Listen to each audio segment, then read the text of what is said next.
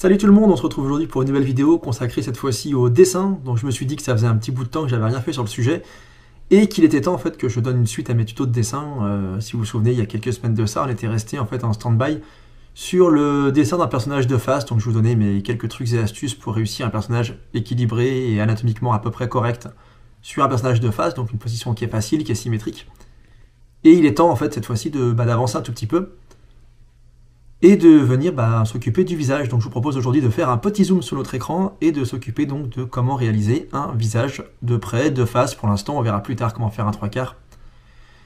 Et donc voir un peu comment est-ce que je procède, et en même temps que je fais le dessin, je vous commenterai les différentes petites astuces que j'ai pour réussir à faire ça à peu près correctement. Voilà, allez, on s'y met.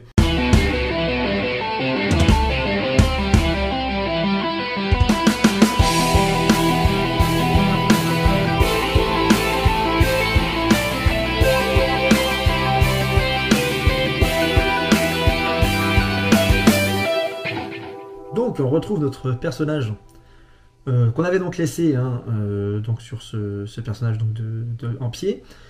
Je vais maintenant venir zoomer sur le visage, voilà, et reprendre donc un nouveau calque. Donc là on avait un calque qui est resté en stand-by avec un autre dessin un peu plus appuyé. Je vais ouvrir un calque spécifique que je vais intituler tête, voilà, comme ça au moins on est sûr de ne pas se louper. Et on va regarder ensemble un petit peu comment on s'y prend. Donc une tête, évidemment, comme on peut le voir sur le crayonné de base qui est en dessous, c'est évidemment donc deux yeux, une bouche, un nez, des oreilles, ce genre de choses. Il y a quelques petites choses, on va dire, à savoir. Je vais prendre une couleur un petit peu plus adaptée. La première, c'est évidemment qu'un visage, dans la mesure du possible, comme le corps humain, c'est à peu près symétrique. Donc, si on ne fait pas attention un minimum à avoir un équilibre entre ici son axe central et le positionnement des différents éléments autour, on va forcément avoir un problème. Alors je dis pas qu'il faut que ce soit non plus millimétré au possible, parce qu'un visage, si on veut qu'il soit vivant, il y a parfois quelques petites choses, voilà, admettons qu'on utilise un outil de symétrie, on va vite se rendre compte qu'il y a une symétrie qui est tellement parfaite que ça casse du naturel. Mais il faut savoir, ceci étant, être en mesure de positionner les choses correctement. Donc au niveau de notre mâchoire, de notre anatomie, ce qu'on va avoir bien à prendre en compte, ici en arrière, j'avais déjà légèrement esquissé, le cerveau qui prend quand même une place assez considérable dans le crâne, à la base duquel en fait partent les nerfs optiques, et on va retrouver nos yeux à peu près à mi-distance, à peu près, et à peu près, je dirais, à hauteur d'oreille. Vous avez d'ailleurs un truc assez simple pour vous rappeler de ça. Votre mâchoire est ici, vous avez votre trait pour votre bouche, le trait pour vos yeux, un petit peu au-dessus de la bouche, le trait qui va matérialiser votre nez. Encore une fois, dépendant du nez et de la bouche et des modèles, il y a des choses qui vont être parfois déformées. On verra que pour le manga notamment, la taille des yeux, le positionnement de la bouche, tout ça va être, on va dire, adapté pour caler avec ce style. Une fois que vous avez votre trait d'oreille et de bouche de nez, vous savez, votre trait de, pardon, je dis n'importe quoi, une fois que vous avez votre trait qui vous manifeste le niveau des yeux et de la bouche, vous pouvez en fait faire partir en arc de cercle aplati vos oreilles de chaque côté, en fait, qui ont pour particularité en général de démarrer toujours au niveau ici de l'œil, de monter un peu, de redescendre pour venir se fixer à peu près à hauteur de bouche ou de nez. Bon, l'oreille, il y a différentes façons de la faire. On va se contenter d'un modèle assez simple avec deux petits arcs de cercle comme ça, qui vont ici simuler le lobe de l'oreille, le pavillon de chaque côté. Voilà, tac.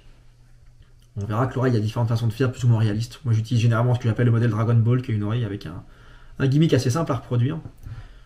Donc, l'oreille Dragon Ball, littéralement, c'est ça. Voilà, ça vous donne une oreille qui est crédible assez rapidement. Vous pouvez y mettre éventuellement quelques zones de noir en plus si vous voulez lui donner un peu de profondeur, un peu de travail, mettre quelques traits par-ci par-là. Voilà, plus ou moins pointu, plus ou moins arrondi. Vous pouvez faire l'oreille Astérix, qui va être très simpliste. Pour donner deux exemples différents, donc on a des choses qui se font assez facilement. Voilà, donc si on revient sur le sujet principal, notre arête du nez est ici, nos yeux, donc nos globes oculaires sont là.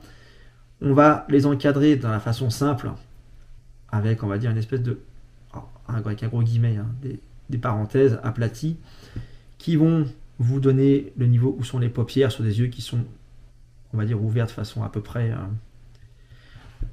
peu près classique. Là, donc là, je vais d'ailleurs me rendre compte que j'ai ici un œil qui est un peu décalé. Donc, faut pas hésiter à venir corriger. Hein, quand on se rend compte qu'il y a une erreur. Le crayonné, ça sert évidemment à ça. Alors, donc là, j'ai opté pour des yeux qui vont être relativement grands. Hein, relativement, encore une fois. Pareil, le nez. En général, quand je donne des cours, je donne le truc le plus simple. La base, la seule chose qui va pas trop changer en général selon le style de dessin, c'est la position des narines. Donc en général, vous retrouvez ici à votre croix, narine 1, narine 2, et de là, vous allez modifier en fonction du style que vous voulez donner. Soit vous pouvez partir sur quelque chose de relativement réaliste, c'est-à-dire rajouter le contour des narines, éventuellement l'arête du nez, la renforcer un petit peu. C'est un exemple. Vous pouvez tout à fait partir sur quelque chose de beaucoup plus stylisé, beaucoup plus simple. Donc le fameux triangle qu'on trouve dans le manga qui ne représente que l'ombrage du nez de façon un peu plus travaillée en partant d'un modèle similaire. Mince, je ne vais pas y arriver. Tu peux t'enlever toi s'il te plaît? Non, tu ne veux pas. Annuler. Non, ça marche pas. Bon, tant pis, on va mettre un coup de gomme. Hop là. Voilà. En repartant donc de ce modèle-là, du modèle simple, vous avez l'arête du nez, encore une fois, qui va être un peu plus marquée vers le bas avec un triangle, et vous avez à nouveau votre ombre de nez qui va être simulée et marquée très fortement, en fait, pour obtenir un effet façon, encore une fois, un nez un peu à la Dragon Ball, truc comme ça. Donc il y a plusieurs moyens de faire plusieurs façons de faire les choses, selon ce qu'on veut représenter, selon l'angle de vue, selon un tas de choses. Voilà, moi j'aime bien en général partir sur quelque chose de semi-réaliste. Voilà, assez simple, mais on va pouvoir le changer. Là, on a un nez comme assez marqué, on peut avoir un nez qui est beaucoup plus fin. Et selon les nécessités, je vais pouvoir avoir recours plus ou moins au système un peu du dessin manga ou pas, comme vous savez que j'emprunte beaucoup à ce style-là. Voilà. Bouche, de base, ce n'est qu'un trait qu'on va faire varier, par exemple, de cette façon-là, vers le haut, pour donner l'impression du sourire, mais qu'on peut évidemment faire varier vers le bas, pour donner l'impression d'un personnage qui fait la gueule, qu'on peut faire presque esquisser, pas terminer, si on veut donner un style un peu plus fin à son dessin. Qu'est-ce qu'on peut faire encore? Tac. On va pouvoir évidemment le modifier, on va pouvoir le renforcer pour faire un sourire plus marqué, par exemple, si le personnage est très content. Dans ce cas, on a les dents qui vont apparaître. Alors les dents, c'est pareil, il y a X façons de les faire. Quand vous remontez un sourire aussi haut et aussi marqué, vous soulevez la joue. Donc par extension, vous allez généralement avoir une partie qui va être plus marquée d'un côté que de l'autre. Pas trop non plus, parce que si j'amplifie la commissure des lèvres, et que je rajoute des traits, que je commence à souligner trop les différents détails de la peau, qu'est-ce qui se passe à mon personnage? Qu'est-ce qu'il arrive là? Il a l'air d'être beaucoup plus vieux. Plus vous allez renforcer les détails et souligner les plis de la peau, plus vous donnez l'impression de l'âge. Donc là, évidemment, on va rester sur un personnage plus jeune, on va dire. Donc on va effacer tout ça. Voilà, mais ça c'est une façon assez simple de vieillir un personnage en amplifiant chacun des détails qui font le relief de son visage. Voilà, donc là, on va dire quelque chose d'un peu plus simple. Donc les dents, comme je disais, c'est un truc qui aussi peut être fait de différentes façons. Moi j'aime bien le simuler avec un petit trait ici, mais on peut très bien rajouter un tout petit peu du bout des... Comment ça s'appelle, des gencives qui apparaissent. On peut renforcer certaines dents et pas forcément d'autres sur l'extérieur. On peut aussi tout dessiner. Là aussi, encore une fois, je vais laisser ça à votre discrétion, puisqu'il y a moyen de faire en fait de différentes façons, de différents styles. Moi, je vous indique juste où placer les choses pour que votre personnage soit anatomiquement correct. Donc, évidemment, ce qu'on va renforcer à la base, c'est cette symétrie. Voilà, on va le faire légèrement souriant, une bouche qui n'est pas trop ouverte. Voilà. On peut aussi remonter la bouche plus près du nez ou plus bas, selon l'effet qu'on veut donner. On peut encore changer pas mal de choses à ce niveau-là. On peut souligner en dessous le dessous des lèvres et la naissance du menton, éventuellement, selon qu'il a un menton plus ou moins marqué. Il va nous manquer les sourcils, donc, qui viennent encadrer les yeux. Donc, encore une fois, les sourcils, les formes peuvent être très très différentes. On peut avoir des sourcils qui sont assez épais, des sourcils qui sont très fins, et compagnie. Donc ça, bon, forcément, c'est laissé, encore une fois, à l'envie et au goût de chacun. Donc là, on a un visage qui est assez neutre. On peut rajouter, par exemple, à la pupille, un petit reflet dans les yeux pour faire un truc simple. Encore une fois, ça aussi, ça va être changeant. On peut très bien renforcer un effet comme ça. Voilà, vous pouvez renforcer le noir très fortement. pour donner plus d'effet. Vous pouvez partir sur quelque chose de très simple. Hein. Si on fait un changement, tac, on efface tout ça. Ouais, je suis comme ça, je suis foufou. Hop, on peut très bien partir dans un truc très franco-belge aussi, avec des personnages qui sont parfois très peu marqués. Bon, là j'exagère parce que ça marche pas sur mon visage là, mais vous prenez des trucs type Spirou par exemple, vous allez avoir des yeux qui vont être extrêmement fins. Donc là, avec un visage qui est aussi réaliste, ça ne marche pas, on est d'accord. Mais vous pouvez vérifier, hein, des personnages là qui ont des yeux un peu comme ça là. Hein, et ben vous en trouvez facilement. Voilà, hop, en 2-2.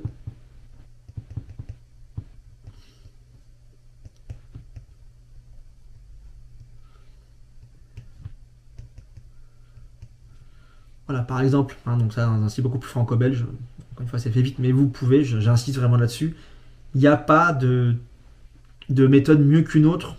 De l'instant où vous savez comment placer vos éléments d'anatomie sur votre visage, vous n'avez normalement plus de problème pour ensuite changer de style et adapter ça à la façon qui vous plaît le plus.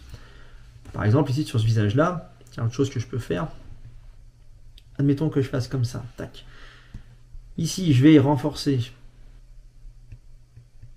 le côté très anguleux du personnage. On va abaisser le niveau du nez et le styliser. Une bouche qui va être très petite et très marquée. Des sourcils, vous allez tout de suite reconnaître le style que je suis en train d'utiliser. Des sourcils avec des formes très rectilignes. Des yeux souvent à mon époque on qualifiait de triangulaires. Quand ils ne sont pas très bien maîtrisés, ça donne un peu cet effet-là. Vous obtenez le visage façon Dragon Ball. Donc on les met en noir, je ne sais pas. Alors, vous pouvez très rapidement, c'est fait vite, hein, obtenir un pseudo. J'insiste sur le pseudo parce que c'est fait vite fait. Un pseudo Vegeta par exemple. Hop là. Donc encore une fois, il est important, hein, de bien sélectionner le style qu'on veut utiliser, mais surtout d'être avant toute chose capable de placer correctement les éléments de façon relativement symétrique, hein, sur votre anatomie. Quand l'anatomie est respectée, le reste vient tout seul derrière. Le reste n'est qu'une question de style, mais ne faites surtout pas l'erreur, enfin ce que moi je considère comme une erreur, ne faites surtout pas l'erreur d'aller en fait privilégier le style avant de savoir ce que vous faites en dessous de l'anatomie. Encore une fois, j'insiste, c'est important. Hein, l'anatomie, c'est un élément qui est relativement essentiel dans ce truc-là, et si on fait n'importe quoi avec, en général, ça se finit pas bien, parce que du style c'est bien, mais un personnage qui n'est pas calé anatomiquement, ça se verra tout de suite. Donc, il faut pas hésiter, hein, à bien travailler sur l'anatomie d'abord. Donc là, je repars sur autre chose, hein, en étant plus proche de mon style à moi, au sens strict. Hein. Donc là, ça pourrait être quasiment n'importe qui à ce stade-là du dessin. Disons qu'on va dessiner, je sais pas moi, Randral de ma BD Reflet d'acide, par exemple. Donc on est sur des personnages masculins, hein, évidemment, il y a quelques petites variations qui s'appliquent quand on est sur un personnage féminin. Hein. Les traits vont être beaucoup plus fins, les yeux peuvent être éventuellement un peu plus grands pour renforcer un peu la sensibilité du personnage, si on veut considérer que le personnage doit être plus sensible. On peut faire beaucoup de choses. Ce sera l'occasion dans une vidéo plus tard, hein, sur les différences d'anatomie entre filles et garçons. Bon, là je fais des mecs parce que c'est ce que je fais le plus instinctivement depuis que je suis jeune, mais évidemment je sais faire les deux. Hein. Mais voilà, donc gardez à l'esprit, hein, qu'un visage autant que possible c'est symétrique, que vous devez respecter votre axe central ici, l'axe des yeux. Gardez de la place au niveau de votre crâne au-dessus. Important, gardez de la place pour votre cerveau. Il y a souvent les gens qui vont mettre une ligne de cheveux très tôt et qui vont couper le crâne comme ça, et ça marche pas, évidemment. Donc voilà, gardez à l'esprit un peu d'anatomie de fond, parce que ça peut quand même servir.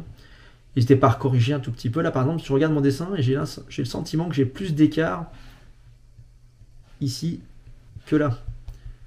Donc, je vais éventuellement, là je suis sur du numérique, sinon j'utilise ma gomme. décaler un peu cet œil-là pour essayer de rectifier un tout petit peu cet équilibre.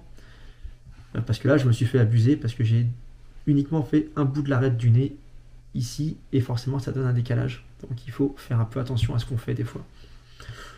Donc voilà, ça c'était le petit 101 sur comment faire un visage de face. On reviendra évidemment très bientôt sur comment faire le reste du personnage, comment faire les mains, comment faire les pieds, et puis quand on aura fait le tour de comment faire un personnage de face, on s'attaquera au personnage de 3/4, donc je pense qu'on continuera dans les vidéos comme ça. Voilà, donc si la vidéo vous a plu, si vous avez trouvé quelques enseignements utiles, n'hésitez pas à laisser un petit pouce en l'air, à me laisser un petit commentaire. Dites-moi aussi ce que vous avez du mal à bosser, ce que vous voudriez que j'aborde dans une prochaine vidéo prioritairement. Et puis comme ça, on continuera cette série si elle vous plaît. La première vidéo a fait quelque chose comme 200 vues, donc ce qui pour ma chaîne est très correct. Donc voilà, s'il y en a d'autres que ça intéresse, n'hésitez pas, partagez-la, faites savoir que je fais ces petites vidéos-là, et puis abonnez-vous, tout ça, vous connaissez, enfin vous savez ce qu'il y a à faire, quoi. Voilà. Sur ce, je vous souhaite de bonnes séances de dessin, de bonnes vacances ou fin de vacances si vous y êtes, et puis pour les autres, on se retrouve très bientôt pour d'autres séries de vidéos. Donc je continuerai peut-être un petit peu les reviews, mais je vais ralentir un peu sur les reviews de séries. J'ai une petite vidéo sur Dragon Ball que j'aimerais vous partager dans pas longtemps, donc il faut que je la travaille encore un petit peu. Je suis dessus, j'ai un bon petit sujet sympa là. Donc on parlera à la fois de dessin, d'impact et de ce genre de choses, de comment est-ce qu'on rend une scène impactante, ça peut être intéressant. Et on se retrouve donc très bientôt pour une autre vidéo de dessin. Allez, sur ce, portez-vous bien et à très bientôt. Bye.